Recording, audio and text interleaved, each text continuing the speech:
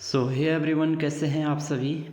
तो यहाँ पे हम बात करने वाले हैं Uttarakhand state nursing and paramedical entrance exams की सेकेंड राउंड काउंसलिंग के बारे में। देखो, अब मैं यहाँ पे आपको एक चीज़ दिखा रहा हूँ कि बहुत सारे जो है एप्लीकेंट या स्टूडेंट्स हैं जिनको एप्लीकेशन जो फ़ीस है नहीं पढ़ ली है, किसी को पढ़ ली है। तो मैंने आपको बताया था कि उसमें कुछ इंस्ट्रक्शंस में साफ साफ लिखा हुआ था कि भाई अगर किसी को पहले फर्स्ट राउंड में कोई कॉलेज अलॉटेड हुआ है और वो उसने उस कॉलेज में एडमिशन्स नहीं लिया है और वो सेकेंड राउंड काउंसलिंग कर रहा है तो उसको यहाँ पे फ़ीस पड़ेगी। ठीक है, दोबारा से उसको रजिस्ट्रेशन फ़ीस देनी होगी। लेकिन अगर किसी कैंडिडेट ने जैसे कि फर्स्ट राउंड में कॉलेज में लिया था, उसने एडमिशन्स ले लिया है उस कॉलेज में, उस कंडीशन में फ़ीस नहीं पड़ेगी।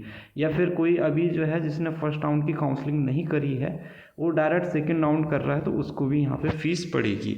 यहाँ पे मैं एक कैंडिडेट का एप्लीकेशन फॉर्म फिल कर रहा हूँ सेकेंड राउंड की काउंसलिंग का। तो यहाँ पे देखिए, यहाँ पे 1000 रुपये फ़ीस दिखा रहा है पे करने के लिए, काउंसलिंग फ़ी 1000 रुपये। जबकि इस स्टूडेंट्स ने फर्स्ट राउंड की काउंसलिंग ऑलरेडी करी थी।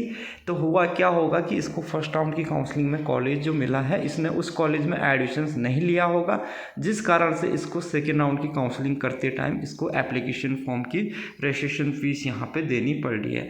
तो यही चीज़ मैं आपको समझाना चाह रहा था कि भाई जो रजिस्ट्रेशन फ़ीस है वो किन कंडीशंस में और किन स्टूडेंट्स को रजिस्ट्रेशन फ़ीस दोबारा से देनी होगी और किन को नहीं देनी होगी। बहुत सारे ऐसे भी स्टूडेंट्स हैं जिन्होंने सेकेंड राउंड की काउंसलिंग करी है और उन्होंने फर्स्ट राउंड की काउंसलिंग भी करी थी। उनको फर्स्ट राउंड की काउंसलिंग में प्राइवेट कॉलेज मिला था और उन्होंने उस कॉलेज में एडमिशन्स नहीं लिया, लेकिन उसके बाद उन्होंने सेकेंड राउंड की काउंसलिंग करी तो उनको वहाँ पे कोई भी चार्जेस नहीं पिया। तो अब वो यूनिवर्सिटी की अपनी भाई क्या और वेबसाइट में क्या इश्यू आ रहा है या क्या नहीं आ रहा। फ़िलहाल जो यहाँ पे सामने दिख रहा है, यहाँ पे 1000 रुपये रजिस्ट्रेशन फ़ीस दोबारा से पे करनी पड़ रही है। तो ये टर्म एंड कंडीशंस आपको समझनी चाहिए कि अगर आप एक बार काउंसलिंग कर लेते हैं, कॉलेज अलॉटेड हो जाता है और आप उस कॉलेज में एडमिशन्स नहीं लेते हैं, तो फिर आपको यहाँ पे एप्लीकेशन फ़ी दोबारा से रजिस्ट्रेशन फ़ीस यहाँ पे देनी पड़ेगी।